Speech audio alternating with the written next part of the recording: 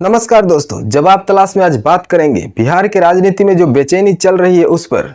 आज मेन जो सवाल है, क्या एनडीए कमजोर पड़ती जा रही है बिहार में और क्या क्या खेल चल रहा है बिहार में। दोस्तों, जब कभी गुजरात लॉबी के हाथ से कोई चुनाव निकलने लगता है तो फिर हर तरह के खेल शुरू हो जाते हैं। और वैसे भी मोदी जी के चाणक्य यानी अमित शाह इस खेल में बहुत माहिर हैं और शायद इसीलिए बिहार से आज बड़ी चौंकाने वाली खबर आ रही है। विपक्ष का आरोप है, बड़ा गंभीर आरोप है, मोदी जी के चाणक्य देश के गृह मंत्री, इस देश के दूसरे सबसे बड़े ताकतवर शख्स अमित शाह पर बेहद गंभीर आरोप है। पहली बार बीच चुनाव में लगे very serious allegation against home minister.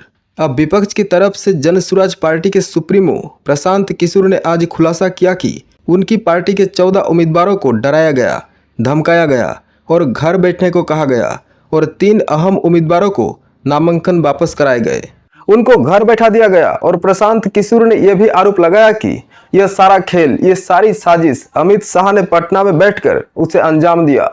यानी सीधे सीधे प्रशांत किशोर डायरेक्ट आरोप लगा रहे हैं अमित शाह पर और साथ ही साथ सबूत दिखा रहे हैं।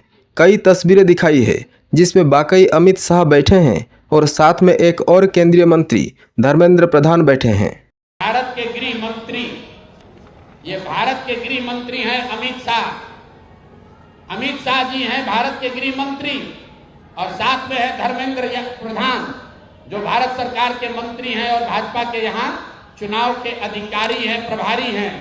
देखिए आप लोग, आचार संहिता की बात होती है, वोटरों को डराने खरीदने पर आचार संहिता लागू है, लेकिन सामने का जो उम्मीदवार है उसको भारत के गृह मंत्री अपने साथ खड़ा किए हुए हैं, पूरे दिन बैठाए हुए हैं ताकि वो नामांकन भी ना कर सके। ये है भाजपा के चाल चरित्र चेहरा। ये देखिए भाजपा का चाल चरित्र चेहरा।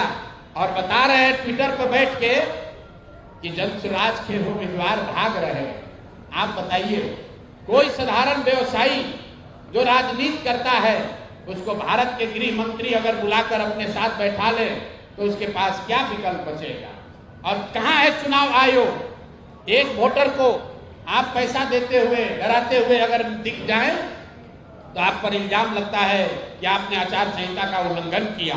और यहाँ भारत के गृह मंत्री और केंद्र में भाजपा के मुख्य मंत्री धर्मेंद्र प्रधान खुलेआम जदयू के जनसुराज के प्रत्याशी को अपने साथ, अपने साथियों के साथ, दल बल के साथ घेरे हुए हैं और इस पर कोई प्रतिक्रिया नहीं है। चुनाव आयोग को अभी आपको ये जारी करने के बाद आधिकारिक तौर पर हम लोग चुनाव आयोग को हम लोग निवेदन करने जा रहे हैं कि देखिए कि हम जनसुराज के प्रत्याशियों के साथ क्या हो रहा है।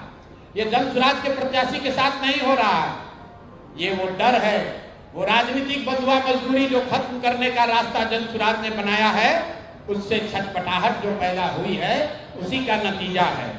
लेकिन सच्चाई ये है, जो फीडबैक आ रहा है बिहार से कि बीजेपी के खिलाफ जो भी मजबूती से लड़ रहा है, कहीं ना कहीं उसकी घेराबंदी हो रही है। और सिर्फ जनसुराज ही नहीं, कई ऐसी पार्टी हैं, उम्मीदवार हैं जिन पर प्रेशर है, जिन पर दबाव है, या तो घर बैठ जाए या कोई डील कर ले या फिर प्रचार जो है उसको छोड़ दे और शायद आगे चलकर उसमें आरजेडी और कांग्रेस और बाकी जो विपक्षी पार्टियाँ जिसमें लेफ्ट भी हैं, कई निर्दल भी हैं जो मजबूती से लड़ रहे हैं, उनके साथ भी ऐसा हो सकता है। इस बात का अंदेशा एक्सपर्ट्स जाहिर कर रहे हैं। अब दोस्तों, बिहार में जो कुछ हो रहा है और जो कुछ हम देख रहे हैं, आप कह सकते हैं कि चुनाव आचार संहिता मॉडल कोड ऑफ कॉन्डक्ट जो इलेक्शन में लगता है, उस मॉडल कोड ऑफ कॉन्डक्ट के चलते वो जो व्यवस्था है, वो जो सारा सिस्टम है, जैसे मगरमच्छ बनता जा रहा है। और इस मगरमच्छ रूपी सिस्टम से उम्मीदवार डर रहे हैं, उनको धमकियां मिल रही है और चुनाव आयोग जैसे चुपचाप बैठकर सारा नज़ारा देख रहा है। और मैं सिर्फ बात उम्मीदवारों को डराने, धमकाने या उनको किडनैप करना या हाईजैक करना, मैं सिर्फ ये बात नहीं कर रहा हूँ। असली बात यह है कि आरोप ये भी लग रहे हैं, तमाम विपक्षी नेताओं ने आरोप लगाए हैं कि बीजेपी को एक एडवांटेज है। चुनाव आयोग जो है वो एक पार्टनर की भूमिका में है, खुलेआम पैसा बांटा जा रहा है और भी बहुत सी चीज़ बट रही है, कपड़े बट रहे हैं, साड़ी बट रहे हैं और लोग कैमरे पर उसे कैद कर रहे हैं, उसकी वीडियो उतारी जा रही है। उसके बावजूद भी, इन सबूतों के बावजूद भी इलेक्शन कमीशन एक्शन नहीं ले रहा, बहुत से मामलों में एक्शन नहीं ले रहा है। मैं नहीं कह रहा हूँ, विपक्ष कह रहा है। दोस्तों, बिहार में जो कुछ हो रहा है वाकई दुर्भाग्यपूर्ण है अगर आप लोकशाही या संविधान की नज़र से देखें। लेकिन मुझे ऐसा लगता है कि एक्चुअली सबसे बड़ी दिक्कत जो गुजरात लोबी को है, मोदी शाह को है, वो ये है कि वो हर कीमत पर बिहार चुनाव जीतना चाहते हैं, लेकिन हालात उनका साथ नहीं दे रहे। कम से कम अगर आप एनडीए देखें, जो सत्ता पक्ष देखें, ऑल इज नॉट वेल। सब कुछ ठीक नहीं चल रहा, बिखराव है, धीरे धीरे आग सुलग रही है। और आप कह सकते हैं जिस तरह का खिंचाव है, बिखराव है, एनडीए दो खेमों में बटा हुआ दिख रहा है। एक तरफ नीतीश कुमार हैं जो चिराग पासवान से बेहद नाराज हैं। नीतीश के साथ उनके पुराने साथी जीतन राम मांझी हैं, उनके साथ उपेंद्र कुशवाहा हैं, और दूसरी तरफ अमित शाह हैं, चाणक्य मोदी जी के।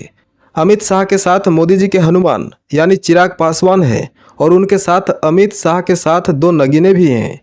नीतीश कुमार के नगीने संजय झा और लल्लन सिंह, वो भी उनके साथ हैं। आप कह सकते हैं कि ये जो बिखराव है, इसने एनडीए को दो खेमों में एक तरह से बांट दिया है। चुनाव के बीचों बीच तो गुजरात लोबी की एक मुसीबत यह है कि एनडीए एक यूनाइटेड टीम की तरह ये चुनाव नहीं लड़ रही है। और दूसरी मुसीबत यह कि प्रशांत किशोर जो अचानक तेजी से उभरे, और उनकी जो पार्टी है जनसुराज पार्टी, तेजी से सुर्खियां जिसको मिल रही है, वो एक मुसीबत बनती जा रही है बीजेपी के लिए।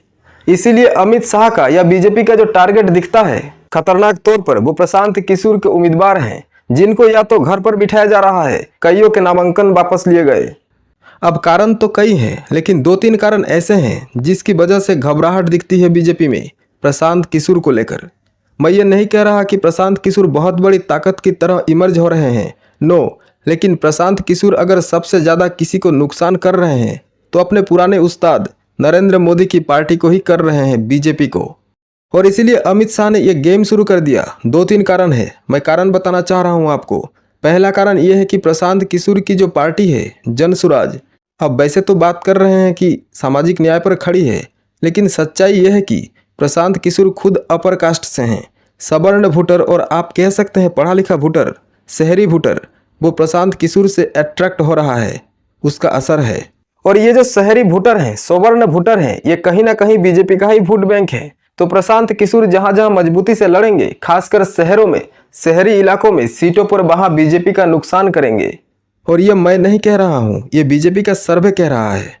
और पॉइंट नंबर 2, ये भी बड़ा इंपॉर्टेंट है। अब प्रशांत किशोर, मैं ये नहीं कह रहा कि सिर्फ बीजेपी का ही वोट काट रहे हैं, वो जेडीयू का भी वोट काटेंगे, वो चिराग पासवान का भी वोट काटेंगे, एनडीए का भी वोट काटेंगे।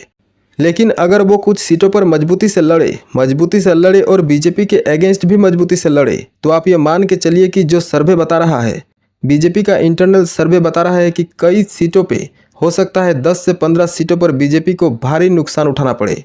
और जहाँ एक सीट अहम है, उसकी अपनी अहमियत है।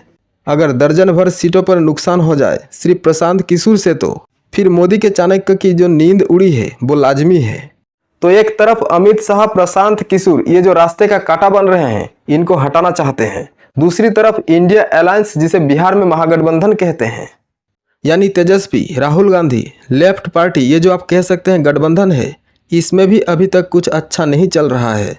लेकिन एक अच्छी खबर, एक आप कह सकते हैं अंधेरे में एक जो उजाले की किरण है, वो ये है कि कम से कम आज राहुल गांधी की टीम और तेजस्वी की टीम में ऐसा लग रहा है कि संवाद के रास्ते खुल रहे हैं।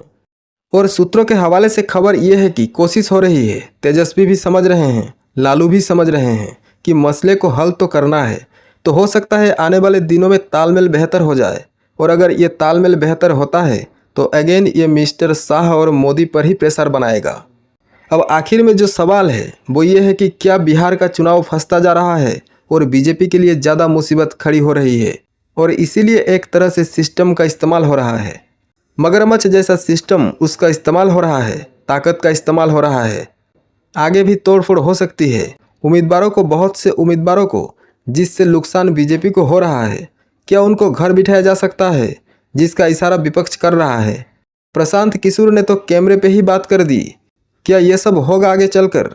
और एक सवाल, और बिहार जिसकी जनता, जिसके वोटर को हिंदुस्तान में, इस मुल्क में सबसे ज्यादा जागरूक कहा जाता है, पॉलिटिकली अवेयर कहा जाता है, वे सब कुछ जो देख रहा है, क्या जनता, बिहार का वोटर कोई बड़ा फैसला ले सकता है? Big question.